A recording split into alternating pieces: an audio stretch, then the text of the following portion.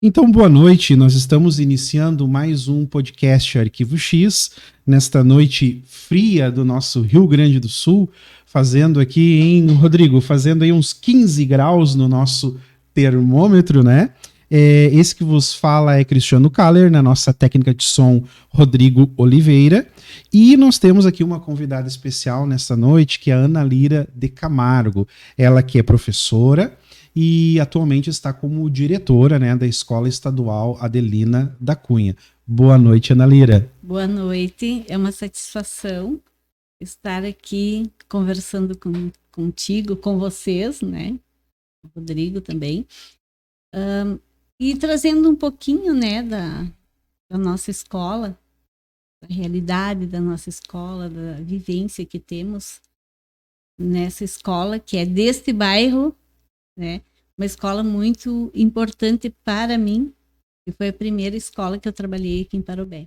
Que bacana, que legal isso. Que eu iniciei minha carreira, digamos assim, como professora estadual. Que legal. Então, para mim é muita satisfação mesmo, né? Não, a satisfação, Ana Lira, é nossa nesta noite, tá? Talvez para quem nos escuta e não tenha noção de onde fica Parobé, né? Às vezes a gente tem algum telespectador de longe que está nos assistindo. Parobé fica dentro da grande região metropolitana de Porto Alegre, né? Quase no finalzinho das últimas cidades da região metropolitana. Quantos quilômetros, Rodrigo, de Porto Alegre nós estamos? Mais ou menos aí uns 70 quilômetros, 80 quilômetros de Porto Alegre, então estamos estimando, tá? A gente não olhou antes no Google. Também nós temos aproximadamente 60 mil habitantes, né? Mas é uma cidade gostosa, uma cidade aconchegante. Eu, quando conheci a cidade de Parobé, logo me apaixonei por ela. Também sou natural de São Leopoldo, né? E vim pra cá, vim morar aqui. Achei uma prenda aqui em Parobé e vim pra cá. Mas, Ana Lira, você não é natural daqui, né? Não, eu sou natural de Palmeira das Missões. Ah, sim. Como bom parobéense, né? Sim. Eu acho que mais ou menos 50% dos habitantes aproximadamente, né, de Parobé são de Palmeira das Missões, né? Ou da região. Ou da região, né? A minha esposa Simone também nasceu em Palmeira das Missões. Ela não chegou a basicamente morar lá, mas nasceu lá. Então entra pro índice também, né? Entra pro score lá. Legal. E tu vieste para cá há vários anos, então, né? Sim, eu estou em Parobé há 31 anos. Bastante tempo. Bastante tempo. E casualmente eu vim para Parobé e comecei a trabalhar na Escola Adelina da Cunha. Olha, que bacana. E nós vamos falar bastante nesta noite sobre a Escola Adelina da Cunha, né? A qual você é diretora atualmente, né? Porque a Escola Adelina da Cunha, ela tem alguns diferenciais, né? Sim. Alguns diferenciais que eu posso pontuar, tá? O primeiro deles é o lanche. Sim. A merenda. Também. Bom, quem passa pela Escola Adelina da Cunha não sai falando mal da qualidade da merenda escolar. Eu não trabalho, né, na escola, mas a minha esposa trabalha na sua escola, né? Então ela sempre tece elogios, né? É feito com carinho, a qualidade da merenda escolar. Eu encontro de vez em quando alguns alunos que foram ex-alunos meus do município e hoje estão no Adelino da Cunha e todos dizem, professor, a merenda é fantástica. E sempre foi, né, uma marca registrada. Que legal, né? Escola. Muito, muito bacana isso. Mas brincadeira à parte, né? Brincadeiras à parte. Tu sabe que eu era um aluno que a merenda era uma coisa que me motivava muito na escola, né? E por pior de tudo, sabe o que acontece? Não sei se tu vai lembrar, isso foi mais ou menos na década de 90, nós tivemos uma gestão, se não me falha a memória, a governadora Ieda Cruz, acho, que teve um problema nas merendas escolares estaduais. Ieda Cruz foi depois. Foi depois. Eu não me lembro qual era o governador da época, mas o que me e acho que foi, mas o que me frustrou muito é que, na minha vez, não tinha merenda na escola. E aí o que acontecia? A partir da minha 5ª série, eu fui para uma escola estadual, mas que tinha a partir do 5º ano.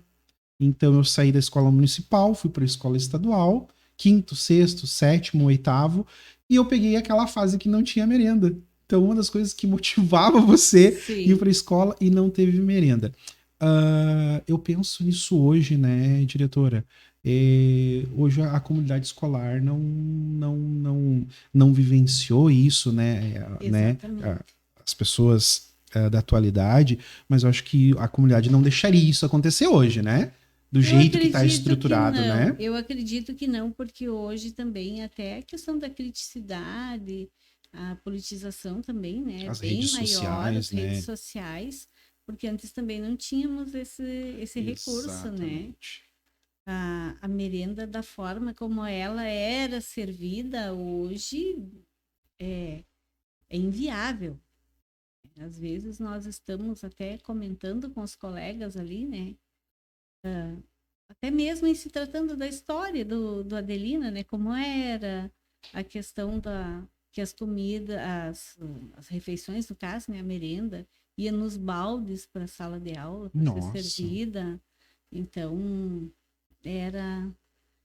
as merendeiras faziam o máximo que elas podiam dentro daquelas possibilidades.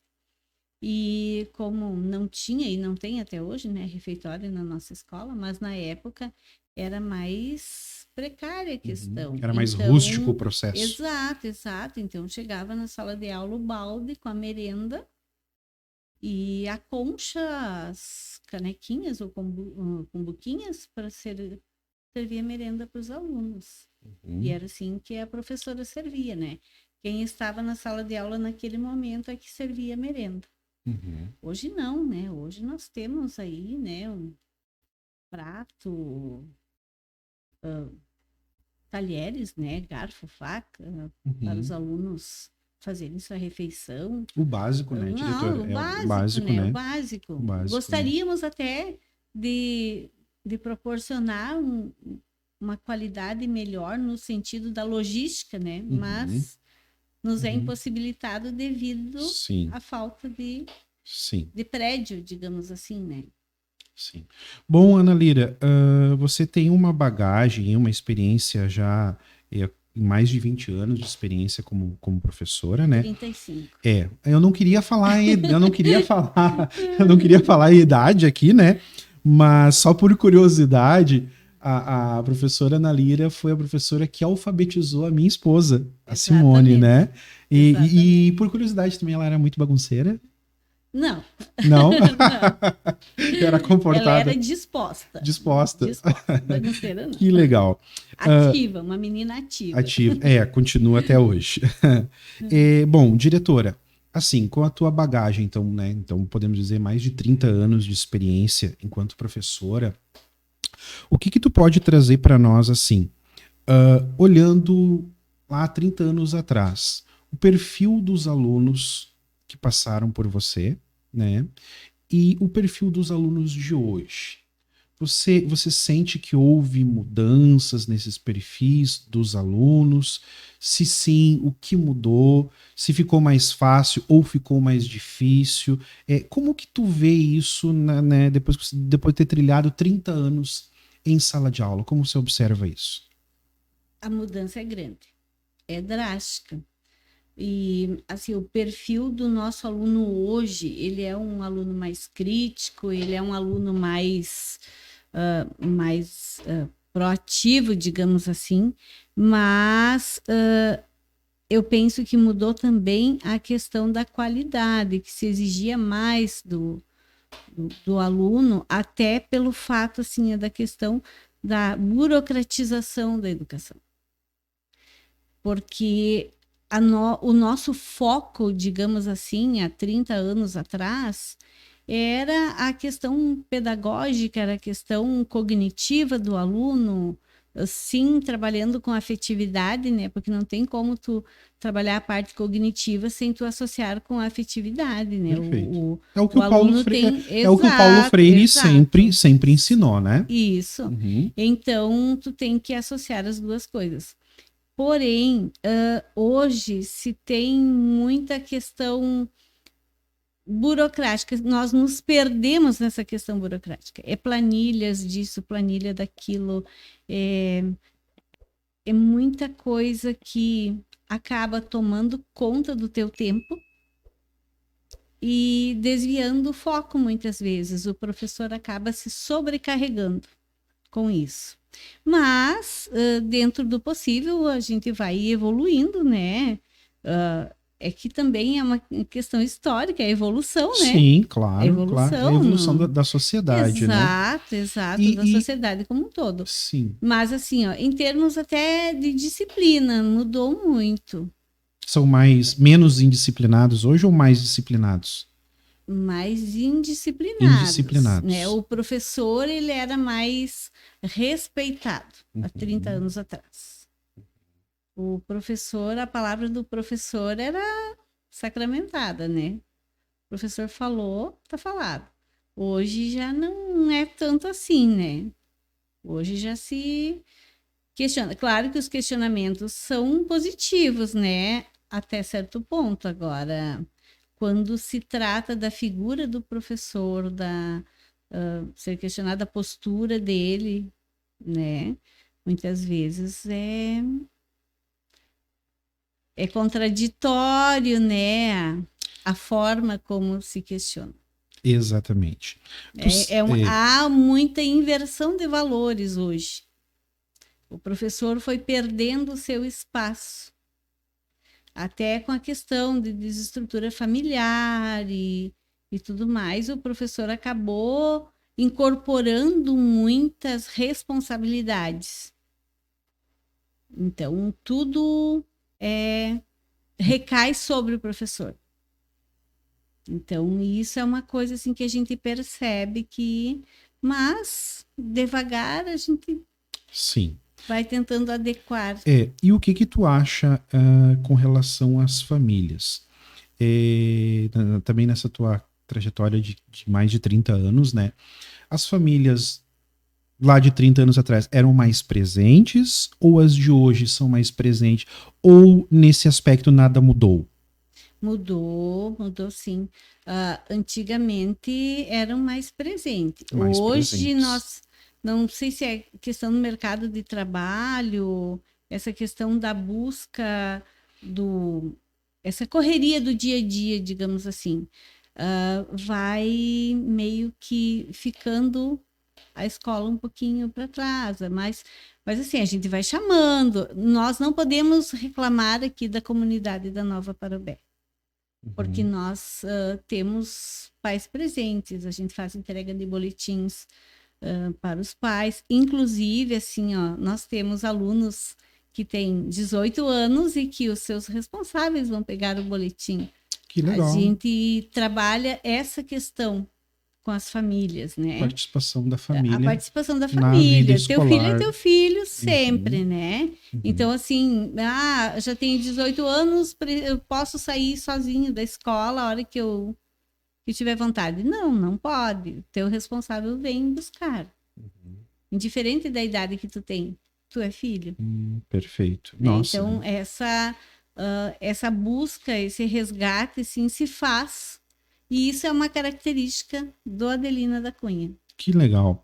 Tu sabe quando tu fala assim, parece que no passado, algumas décadas atrás, o professor era mais respeitado, né?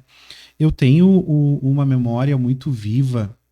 Eu lá na década de 80, eu morei no interiorzão do Rio Grande do Sul. Interior mesmo, né? E lá... quando se tinha, às vezes, uma moça, geralmente mulher era professora, né? Uma moça professora, essa moça era a mais cobiçada da comunidade. Todos os rapazes, né, os agricultores, todos ficavam de olho, porque isso me marcou a minha infância, que isso ficou muito vivo. Ele disse, olha, a professora é um baita partido, ela tem um salário todo mês, ela pega dinheiro todo final de mês. E o mais curioso disso, diretora, sabe o que é? No nosso dicionário de língua portuguesa, não sei se é do teu conhecimento, mas para quem está nos escutando é bem legal isso, até ali idos da década de 70, finalzinho da década de 60 e início da década de 70, no nosso dicionário de língua portuguesa, a palavra gigolô, já ouviu falar essa palavra, né? Sim. A palavra gigolô, sabe qual é que era a tradução? Marido de professora. Existia até o tamanho do status, né? Sim. Que era ser professora nesse período. Principalmente se fosse professora estadual, né? Era genro do Estado, né? Às vezes brincavam, né? Eu lembro que o meu pai, às vezes, brincava também, né? Que ele era genro do Estado. Porque a minha mãe era professora estadual. A tua mãe também foi professora? Sim, Nossa, que legal. Minha mãe trabalhou quase 50 anos. Nossa, e foi a tua mãe que te motivou a ser professora? Ou você, como é que isso te levou a essa escolha? Eu sempre quis. Na verdade, eu, assim, desde criança, eu sempre quis ser professora. Foi uma opção minha. E era uma questão, assim, bem... Na época que eu concluí meu ensino fundamental, eu tinha 13 anos. Eu também morava no interior. E aí, para fazer o curso normal, nós tínhamos que ir para a cidade, né? Então, eu cresci, eu nasci na comunidade do Espinilho, interior hoje de São Pedro das Missões, distrito de São Pedro das Missões, que na época São Pedro era distrito de Palmeira das Missões. Então, eu cresci ali nessa comunidade de São Pedro. E aí, quando eu concluí meu ensino fundamental, eu fui para Palmeira das Missões para fazer meu magistério. Então, a minha mãe pagava... Na cidade grande. Foi para a cidade grande estudar. Sim. Aí, a minha mãe pagava pensão para mim, para eu estudar. Não era barato, né? Na época. Devia ser o quê? Um salário mínimo que se pagava de pensão, né? Para estudar. Algumas colegas minhas que se formaram comigo gostariam de fazer o magistério e não puderam, né? Porque os pais não permitiram, ou alguns não tiveram condições, né? De manter também. Mas assim, ó, foi bem sofrido, né? Porque daí, imagina, uma menina de 14 anos sair do seu reduto familiar, digamos assim, e parar na casa dos outros para estudar. Então, é difícil, né? É difícil, né? Mas eu, graças superação. a Deus, assim, ó, superação. Fui uma pessoa, assim, me considero uma pessoa muito abençoada, né? Porque eu tive pessoas muito boas que me acolheram e que hoje são referências para mim, né? Então, essa minha trajetória foi bem interessante, bem marcante, e de muitas meninas da época, né? Na época, tu morava no interior, para te fazer o curso normal, a realidade era essa, né? Sim, era um investimento. Ir para a cidade grande. Exato. Se a família não tivesse posses, podia abandonar o sonho, Às né? vezes, algumas meninas iam trabalhar na casa da família, né? Cuidar de criança, um turno, fazer o serviço da casa, para daí no outro... Para conciliar, para conseguir conciliar o estudo, né? Legal. Mas literalmente era vocação mesmo, né? Legal. Vocação mesmo. Então tá, diretora Ana Lira de Camargo. A gente encerra então esse primeiro bloco, tá? Falamos um pouquinho sobre a sua vida, né? Sua experiência, sua trajetória, né? No segundo bloco nós vamos falar, então vamos focar um pouquinho mais no nosso tema, né? Escola Adelina da Cunha. Tudo bem? Tudo bem. Então tá joia.